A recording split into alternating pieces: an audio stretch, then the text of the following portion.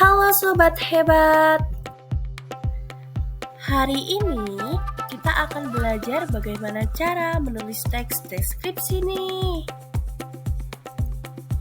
Kira-kira siapa yang sudah pernah mendengar istilah ini atau bahkan sudah pernah membuat teks deskripsi sebelumnya?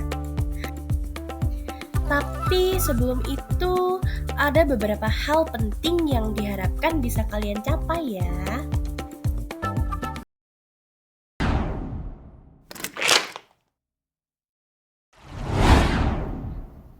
Pada pembelajaran kali ini, kalian akan bisa yang pertama mengidentifikasi ciri-ciri dan struktur teks deskripsi sebagai dasar untuk menulis. Yang kedua, menggunakan sudut pandang dan konjungsi secara tepat. Yang ketiga, mengembangkan ide dan gagasan menjadi teks yang runtut dan padu. Yang terakhir, mampu menulis teks deskripsi dengan memperhatikan isi, struktur, dan kaidah kebahasaan yang sesuai. Yuk kita mulai dengan membaca dan mengamati contoh teks yang sudah disajikan.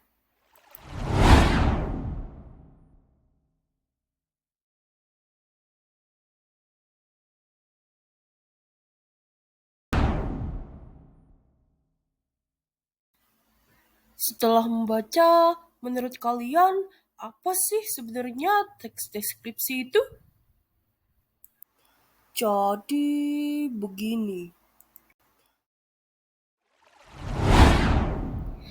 Teks deskripsi adalah teks yang menggambarkan suatu objek, tempat, orang, atau suasana secara rinci dan jelas.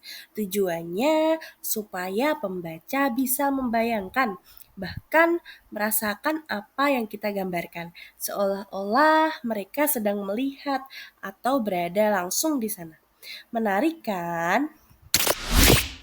Nah, supaya kalian bisa menulis tes deskripsi dengan baik, ada 4 langkah penting yang harus kalian pahami. Yuk kita bahas satu persatu. Yang pertama, memahami isi teks deskripsi. Agar bisa memahami isi sebuah teks deskripsi, kalian perlu 1. Menangkap informasi tentang objek secara jelas. Yang kedua, menentukan ide pokok dan ide pendukung. Yang ketiga, memahami maksud penulis dalam menggambarkan objek. Selain itu, kalian juga perlu memahami sudut pandang yang digunakan. Misalnya, apakah penulis menggunakan sudut pandang orang pertama atau orang ketiga? Kita juga akan membahas konjungsi dan koherensi dalam teks. Tujuannya adalah supaya setiap kalimat dalam paragraf saling terhubung dan teks menjadi enak dibaca dan juga maknanya mudah dipahami. Langkah yang kedua adalah menentukan objek yang akan dideskripsikan. Sebelum memulai menulis, kalian harus tahu dulu objek apa yang ingin kalian gambarkan. Objek ini bisa berupa orang, misalnya sahabat, guru, atau tokoh terkenal. Atau bisa juga tempat, seperti sekolah, taman, atau desa. Bisa juga bentuknya benda, misalnya sepeda atau barang kesayangan. Bisa juga bentuknya hewan, contohnya kucing peliharaan atau hewan langka. Bahkan peristiwa seperti festival budaya atau kejadian alam.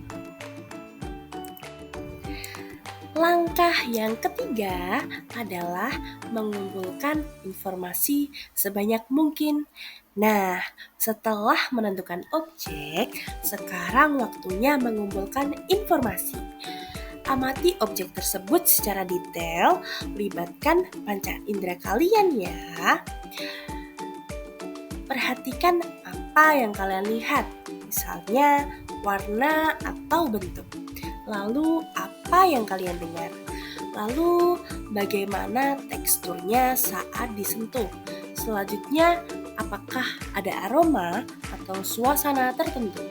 Semakin lengkap informasi yang kalian punya, semakin hidup teks yang kalian tulis. Langkah yang keempat, memahami struktur teks deskripsi. Teks deskripsi umumnya terdiri dari yang pertama, bagian identifikasi atau gambaran umum tentang objek. Yang kedua, deskripsi bagian-bagian atau detail objek. Yang ketiga, penutup atau opsional yang bisa berisi kesan penulis terhadap objek. Selain struktur, kalian juga harus memperhatikan kaidah kebahasaan dalam teks deskripsi. Beberapa yang perlu kalian perhatikan, yang pertama, menggunakan majas untuk menggambarkan secara lebih hidup. Yang kedua, sertakan kalimat rincian yang jelas. Yang ketiga, gunakan bahasa yang membuat pembaca seolah-olah bisa melihat, mendengar, atau merasakan. Yang keempat, seringkali menggunakan kata ganti orang seperti aku atau dia. Sekarang kita bahas juga ciri-ciri teks deskripsi supaya kalian lebih mudah mengenalinya. Yang pertama, menggambarkan objek secara rinci. Yang kedua, bersifat khusus dan personal. Yang ketiga, menggunakan kata-kata khusus seperti warna dan bentuk. Yang keempat, mengandung kata-kata emosional, misalnya indah menjadi memukau. Yang kelima, banyak menggunakan kalimat rincian dan majas seperti perumpamaan.